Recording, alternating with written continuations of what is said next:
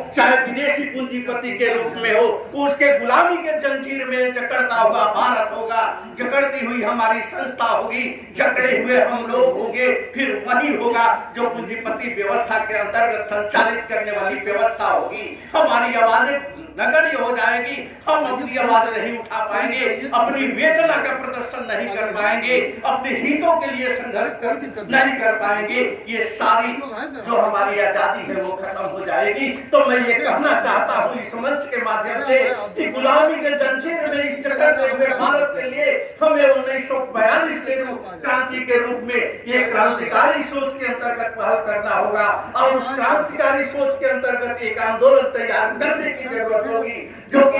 अपने हकों को लेकर के हम तब तक अपनी आवाज उठाते रहे, तब तक हम अपना संघर्ष को जारी रखें, जब तक कि ये सरकार ये तानाशाहपूर्ण रवैया के अंतर्गत जो नीतियां अपना करके चल रही है, प्राइवेटेशन का जो नीतियां अपना करके चल रही है, आईपीओ का, इस पर अपना कदम पीछे नहीं कर लेती है, जीएसटी जैसे काले कानून को वापस नहीं ले लेती है, तब तक हमें संघर्ष करते रहना चाहिए। और all India life insurance association इस आंदोलन के साथ एनी टाइम एनी समय किसी भी तरह की जहां भी आपको आवश्यकता महसूस होगी कदम से कदम मिलाकर के चलने का कार्य करेगा, चाहे वो दिन का समय हो, चाहे रात का समय हो, चाहे सुबह का समय हो, चाहे शाम का समय हो, एनी टाइम आपके कदम से कदम चला करके चलने के लिए तैयार है। और इस आंदोलन को अपनी पूरी ताकत के साथ हम लोग लड़ेंगे और जीतेंगे। मैं चाहूंगा मेरे साथ एक बार आवाज दे, अरे इंकलाब जिंदाबाद, जिंदाबाद जिंदाबाद, इंकलाब जिंदाबाद, जिंदाबाद जिंदाबाद,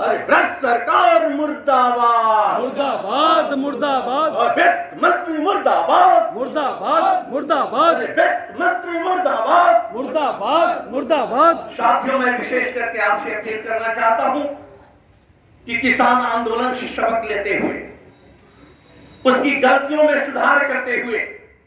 मैं इस मंच के माध्यम से आपसे अपील करना चाहता हूं कि मुझे तन मन धन के साथ इस आंदोलन को पूरी तरह से सिंचित करने की जरूरत है।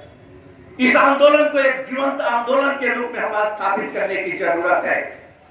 और यह मंडल कार्यालय के प्रांगण में ही नहीं, अगर जरूरत महसूस होती तो सड़क से लेकर के हमें संसद तक लड़ने की जरूरत है। तो मैं आप सभी से अपील करना चाहता हूं कि सड़क से लेकर के संसद तक की लड़ाई अगर लड़नी होगी तो उसमें हर तरह की भूमिका अदा करने के लिए हम सब तैयार हैं।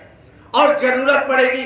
शासनिक स्तर पर टकराव की, जरूरत पड़ेगी प्रशासनिक स्तर पर टकराव की, जहां जिस रूप में टकराव की जरूरत होगी भरपूर संविधान के आधार पर, कॉन्स्टिट्यूशन के आधार पर, लॉ एंड ऑर्डर के आधार पर हम लोग पूरी तरह से सक्षमता से फाइट करेंगे, क्योंकि कानून के पुजारी तुम नहीं, कानून के पुजारी हम हैं। संविधान के पुजारी तुम नहीं, संविधान के पुजारी हम हैं। और संविधान जो हमें अधिकार देता है, उस अधिकार को मसलने वाला तुम्हारा काला कानून नहीं है।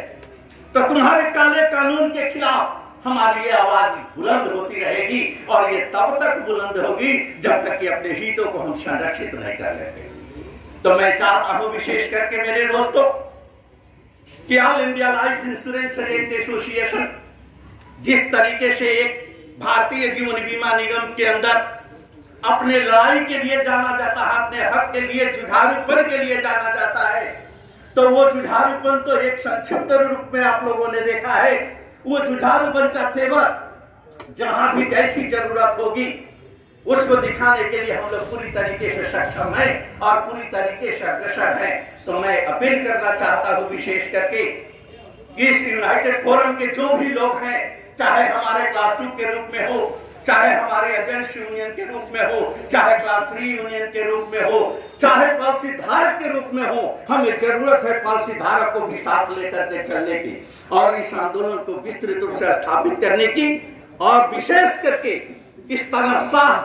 शासनिक व्यवस्था को घुटने के बल चलने के लिए विवश करने की।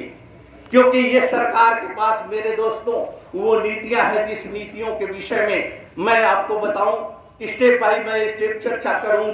करूंगा। विशेष करके कि इनकी जो नीतियां चल रही है ये जालिमों से कम नहीं है। इनकी जो नीतियां हैं वो जालिमों से कम नहीं है। मैं विशेष करके आपको आगाह करना चाहता हूं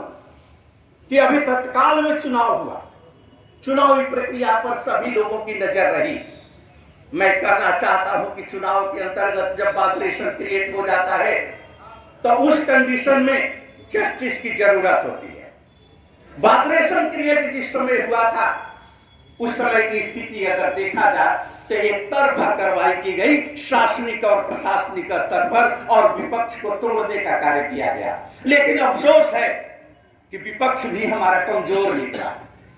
नहीं तो मैं तो कहता हूं कि विपक्ष की भूमिका में आप रहते हुए अपने संविधान का इस्तेमाल क्यों नहीं करते हो? आप अपने लॉ एंड ऑर्डर का आप इस्तेमाल क्यों नहीं करते हो? अगर आपके अगेंस्ट किसी के अंतर्गत किसी के अंदर